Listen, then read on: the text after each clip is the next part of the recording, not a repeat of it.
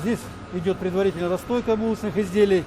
Дальше у нас печи, откуда выходит вот эта продукция уже из печи. Вот 220 градусов температура в печи. Әхәт Сафиянов икмәк пешерүнең бөтен нечкәлекләре турында озаклап сөйләргә әзер. Ул бөтен гомерен камыр ризыклары пешерүгә багышлаган. Менә безнең иҗат төркемен әле генә пешкән ипи белән авыз иттерә. Тәмле. А ты шахтер? Балалар үч булды. Ике апа и мин. Әхәт Сафиянов Кемеровда шахтер гаиләсендә туган, ләкин тормышын икмәк пешерүгә багышлый.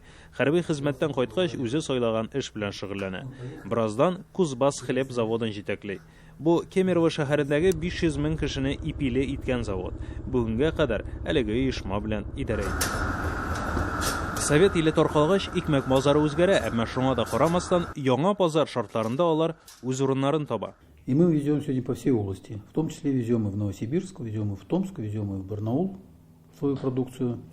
Вопрос, во-первых, это сетевой ритейл, а во-вторых, это сегодня маркетинг, реклама, логистика. Сегодня у нас 500 километров вполне допустимое и нормальное.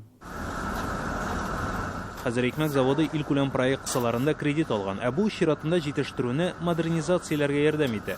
Бүген заводта ярты мең кеше эшли. Шуларның бер өлеше татарлар.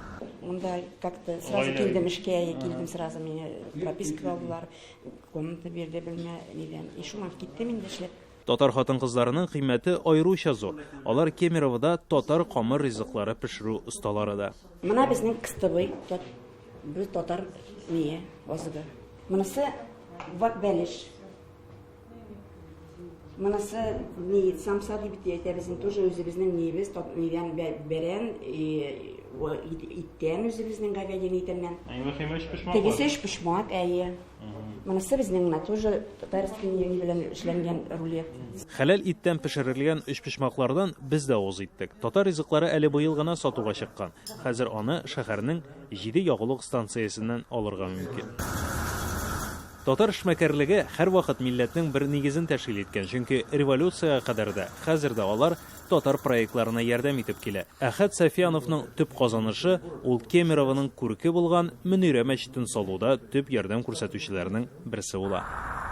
Когда встал вопрос о строительстве мечети, сразу стал вопрос, где и как на это место вообще претендовать. Когда определились с местом, где нужно строить, земля оказалась не государственная, а сельскохозяйственная, конкретного предприятия. Поэтому стоило трудов для того, чтобы потом этот собственник, совхозтехникум кемеровский, эту землю нам отмежевал, и мы ее выкупили на хлебозавод первоначально, а потом передали под строительство мечети. Поэтому да, было такое. Сначала земля, потом проект, потом мечеть, потом татарская автономия общества. Поэтому сейчас сотни тысяч, десятки тысяч людей собираются, чтобы там встречаться, молиться. Әхәт Әлфәтовичның хатыны рус кешесе, әмма балаларын татар буларак үстерергә тырышкан. Они это, алдан, живите. Конечно, если была татар, было бы лучше. Чего ж молчал, не говорила раньше. Я ударений не делал. Хәзер.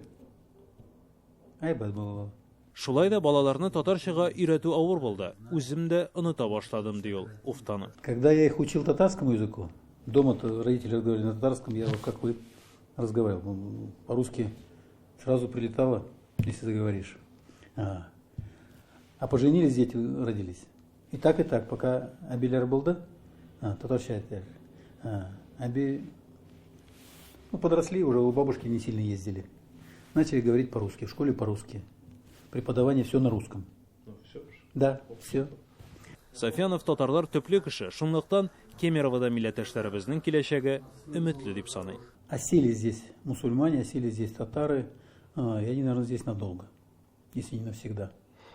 Привыкли к этому региону уже. Да, красиво в Татарстане, да, теплей. Но и у нас снег тоже манит. Вся страна летит к нам в Шерегеш на лыжах кататься. Поэтому дети выросли здесь. Наверное, татары здесь будут. У татар в семье по одному ребенку не бывает. У всех, кого я знаю, 2-3. Сейчас демография хорошая? Хорошая. Айбет. Айза Шаймарданов, Татарлар, Кемерово.